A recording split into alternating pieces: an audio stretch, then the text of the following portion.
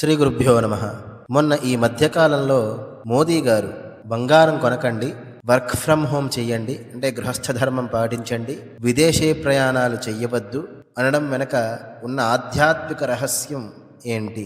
అసలు దాని వెనకాల కూడా శాస్త్రాలు ఉన్నాయా? అసలు మోదీ గారు చెబుతున్నది కేవలం ఆధునిక ఆర్థిక వ్యూహం మాత్రమే కాదు. ఇది సంక్షోభ సమయాల్లో సమాజం ఎలా నడుచుకోవాలో చెప్పే మన పురాతనమైనటువంటి వేద విజ్ఞానం.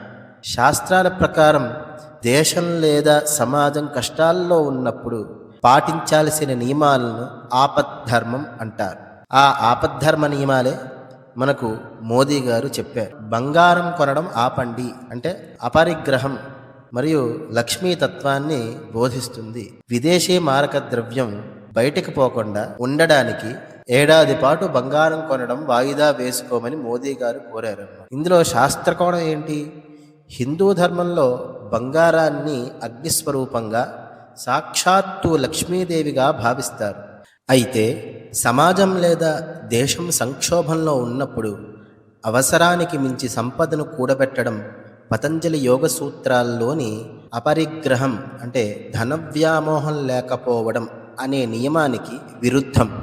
పరిగ్రహం అంటే వ్యామోహం, గ్రీడీనెస్, పొసెసివ్నెస్.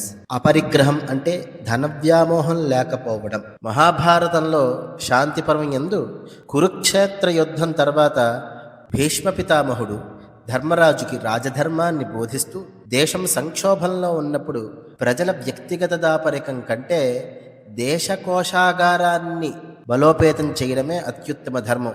బంగారం లక్ష్మీ స్వరూపమే, కానీ దేశ ఆర్థిక వ్యవస్థే దేశలక్ష్మి అని గుర్తుపెట్టుకోవాలి. అంతర్జాతీయ చమురు సంక్షోభం వల్ల దేశ సంపద బయటకు పోతున్నప్పుడు మనం మన డబ్బుని బంగారం కొని అందులో పెట్టడం కంటే దేశంలో కాస్త చలామణి అయ్యేలా చూడటమే నిజమైన ధర్మ, అర్థ, కామ మోక్షాలకు సమతుల్యత.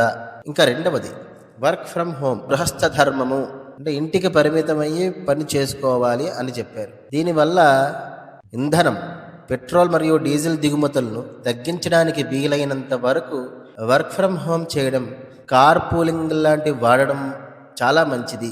అది చేయాలని కోరారు. అయితే ఇందులో శాస్త్రకోణం ఏంటి? ఇది సనాతన ధర్మంలో సంతోషం, తృప్తికరమైనటువంటి సరళమైన జీవితం మరియు వనరులను పొదుపుగా వాడుకోవడం అనేటువంటి సూత్రానికి సరిగ్గా సరిపోతుంది. అయితే భూమిపై ఉన్న వనరుల్ని అవసరానికి మించి దోపిడీ చేయకూడదు కదా. వాటిని రక్షించుకోవాలని మనకి వేదాల్లో భూమి సూక్తమే చెప్తుంది. భూసూక్తంలో అద్భుతమైనటువంటి వచనములు భూమిని ఎలా కాపాడుకోవాలో కూడా చెప్తాయి. అనవసరంగా ఇంధనాన్ని తగలబెట్టడం వల్ల ప్రకృతి సమతుల్యత దెబ్బతింటుంది కదా.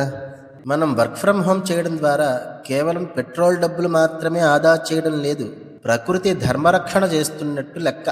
అవసరం లేకపోయినా రోడ్లపై తిరుగుతూ ఇంధనాన్ని వృధా చేయడం అనేటువంటిది వాయు కాలుష్యానికి కారణమవుతుంది కదా.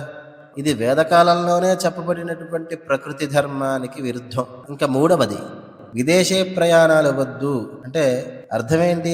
దేశాటనం చెయ్యండి, తీర్థయాత్రలకు వెళ్ళండి, మన దేశంలో తిరగండి అని అర్థం కదా. పెళ్లిళ్ళ కోసం, విహారయాత్రల కోసం విదేశాలకు వెళ్ళి కోట్ల రూపాయలని డాలర్లుగా అక్కడ ఖర్చు పెడుతున్నారు. భారతదేశంలో పర్యాటక ప్రాంతాలను చూడాలని మోదీ గారి యొక్క భావము అని మనం గుర్తెరగాలి. అయితే ప్రాచీన కాలంలో వ్యాపార నిమిత్తార్థం తప్ప కేవలం భోగ విలాసాల కోసం సముద్రాలు దాటి వెళ్ళడాన్ని మన పెద్దలు అంతగా ప్రోత్సహించేవారు కాదు. దానికి బదులుగా దేశంలోని పుణ్యక్షేత్రాలను దర్శించే తీర్థయాత్ర లేదా దేశాటనం అనేటువంటి పదాలు ఉపయోగించి అవి చేయమనేవారు. దీనివల్ల స్థానికంగా ఆర్థిక వ్యవస్థ బలోపేతం అవుతుంది కదా.